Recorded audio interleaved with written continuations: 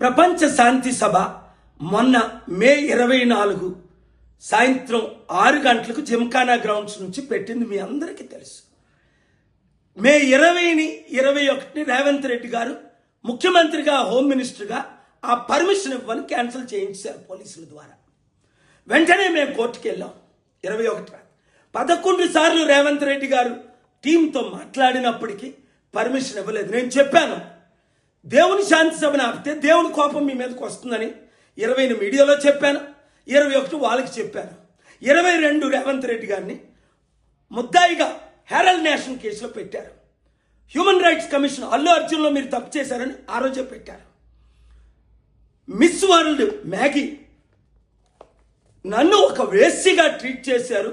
Miss world కంటెస్టెంట్కి వస్తే ఏంటి ఈ దేశం ఈ రాష్ట్రం అని ఇంగ్లాండ్ తిరిగి వెళ్ళిపోయింది. మీడియాతో మాట్లాడుతుంది. నా నోరు మూయించడానికి చూడండి, గవర్నమెంట్ ప్లేడర్ని రేవంత్ రెడ్డి గారు పెట్టి ఎట్టి పరిస్థితుల్లో ఈయనకి పర్మిషన్ ఇవ్వకూడదు అంటే జడ్జి గారు ఇచ్చారు. కానీ ఇలాంటి ఆర్డర్ ప్రపంచంలో ఎవరికి ఎప్పుడు ఇవ్వలేదు. నా శాంతి సభలకు లక్షల మంది వస్తారు. 2200 శాంతి సభలు పెట్టాను. మన దేశంలో 300కు పైగా 3 లక్షల నుంచి 20 లక్షలు వచ్చారు. ఈ శాంతి సభకు 1000 మందికి ఎక్కువ రాకూడదు, ఒక్కరు ఎక్కువ వచ్చినా ఆయన అరెస్ట్ చేయొచ్చు అని ఆర్డర్లు ఇచ్చారు. శాంతి సభలో పాల్గారు కాదు ఎవరు మాట్లాడకూడదు.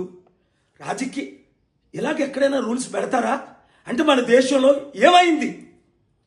కనుక దేవుని తీర్పు రేవంత్ రెడ్డి ముఖ్యమంత్రి గారి మీద ఆరంభమైంది. 21ని క్యాన్సిల్ చేశారు, 22న ఆరంభమైంది. 30 రోజుల్లో ఆయన మారకపోతే, ఆయన మారాలని ప్రార్థించండి.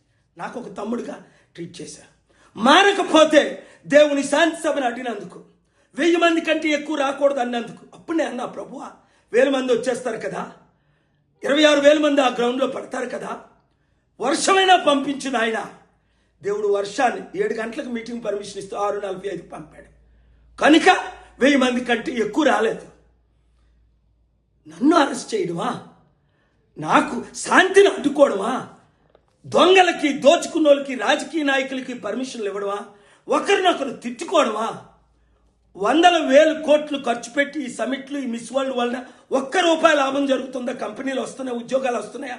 పేదలకు ఏమైనా న్యాయం జరుగుతుందా? మారాలి, మనమే మార్చాలి. ఈ వీడియో ప్రతి ఒక్కరికి షేర్ చేయండి.